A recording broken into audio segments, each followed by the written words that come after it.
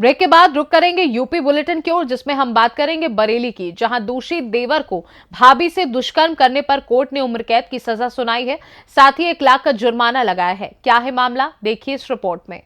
बरेली में एक घटना सीबीगंज थाना क्षेत्र में हुई थी। पीड़िता ने पुलिस को बताया कि उसकी शादी 10 वर्ष पूर्व हुई थी, लेकिन उसकी कोई संतान नहीं हुई। पति अन्य शहर में मजदूरी करता है।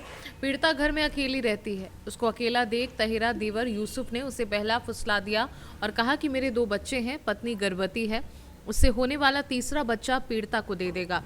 पीड़िता को झांसा देकर उससे छेड़खानी की, मर्जी के खिलाफ जाकर जबरन शारीरिक संबंध बनाता रहा। थाना पुलिस ने वरिष्ठ पुलिस अधीक्षक के आदेश पर रिपोर्ट दर्ज की थी।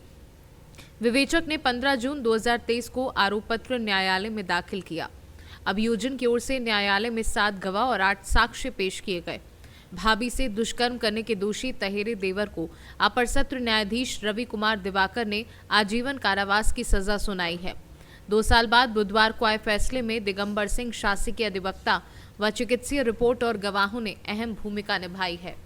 माननीय न्यायालय त्वरित न्यायालय प्रथम जज श्री रवि कुमार दिवाकर जी द्वारा आज सीबीगंज थाने के मामले में एक फैसला दिया गया है। उसमें था कि देवर अपनी भाभी के साथ बलात्कार किया था।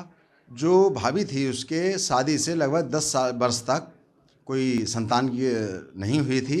इस चीज़ का लोभ लालच देके कि बच्चा ऐसे वैसे करके उसके साथ बलात्कार करता रहा। जब उसने इस बात का विरोध किया तो जबरन भी उसने उसके साथ बलात्कार किया और उससे डरा धमका के कुछ पैसे भी उसके लगभग 90,000 रुपये हड़प लिए थे। आज अदालत में क्या फैसला सुनाया है? क्या बिंदुओं को उन्होंने मुख्य गौर देते हुए?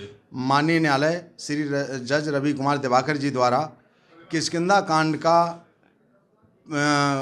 उल्लेख करते हुए ये कहा गया है, दोहा के रूप में कहा गया है कि जब सीता मैया को अपहरण करके रावण ले गया था तो उन्होंने जो अपने अंग वस्तुएं डाली थीं, तो जब राम और लक्ष्मण जी उन्हें ढूंढते हुए सुग्रीव के पास पहुंचे थे तो उन्होंने वो वस्तुएं दिखाईं और राम ने लक्ष्मण से पूछा कि लक्ष्मण भैया ये बताओ इन वस्तुओं को पहचानते हो?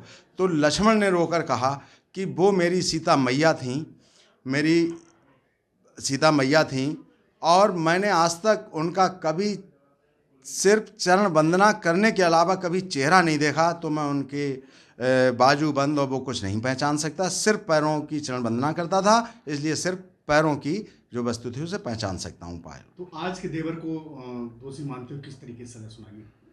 हाँ, उसमें जजमेंट में माननीय जज साहब द्वारा कहा गया है कि आज का समाज का देवर जो भाभी को पूरे समाज को अव्यवस्थित किए हुए हैं, ये एक ऐसा माहौल है कि भाभी के संग इस तरह की घटनाएं, बलात्कार की घटनाएं हो रही हैं। ये समाज को छिन्न भिन्न करने की स्थिति में हैं और एक उस समय का रामचरितमानस और रामायण में एक देवर भाभी का प्रसंग उनने देते हुए ये सब कहा है कि वो देवर भाभी जो भाभी को अपनी माँ समझते थे और आज कलयुग में ये देवर जो इस तरह की भाभियों के साथ बलात्कार करते हैं, ये समाज के दुश्मन हैं।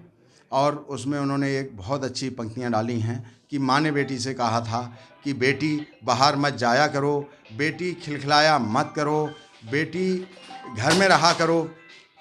बेटी घर में थी, बेटी बाहर नहीं थी, बेटी खिलखिला नहीं रही थी और बेटी का बलात्कार घर में हुआ, बेटी घर में भी सुरक्षित नहीं है। आज क्या फैसला सुनाया? आज अभियुक्त को आजीवन कारावास, नरसंगिक जीवन तक यानी मरते दम तक आजीवन कारावास अभियुक्त यूसुफ को और 1 लाख रुपए का जुर्माना माननीय न्यायालय एफटीसी फर्स्ट जज श्री रवि कुमार दिवाकर जी द्वारा सुनाया गया।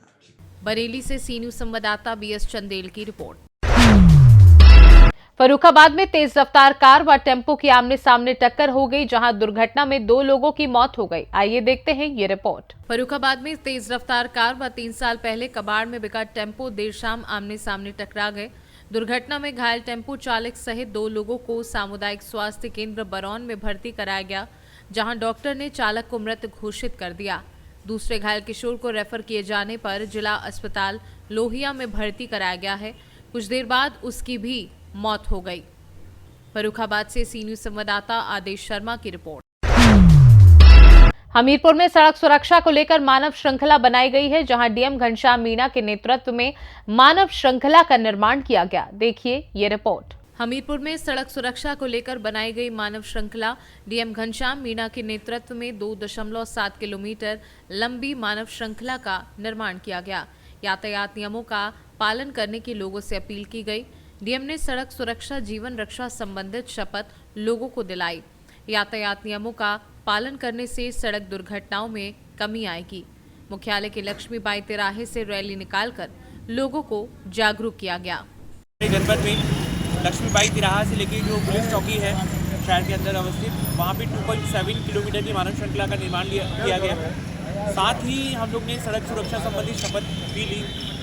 इसका जो उद्देश्य यही है कि पूरे जनपद स्तर पर एक व्यापक प्रचार प्रसार हम लोग कर सकें कि जो सड़क सुरक्षा के जो नियम हैं उनका प्रत्येक जो जनपदवासी है उसका अक्षरतः पालन करें, ताकि सभी का जो जीवन है वो उसको हम लोग बचा सकें और जो दुर्घटनाएं जो सड़क पे हो जाती हैं उनको भी कम कर सकें और एक बेहतर जीवन प्रत्येक जनपदवासी उसका निर्वहन कर सके। हमीरपुर से सी न्यूज संवाददाता ब्रजेश कुमार की रिपोर्ट। फिलहाल के लिए उत्तर प्रदेश बुलेटिन में बस इतना ही। देश दुनिया की बाकी खबरों को जानने के लिए आप देखते रहिए सी न्यूज भारत।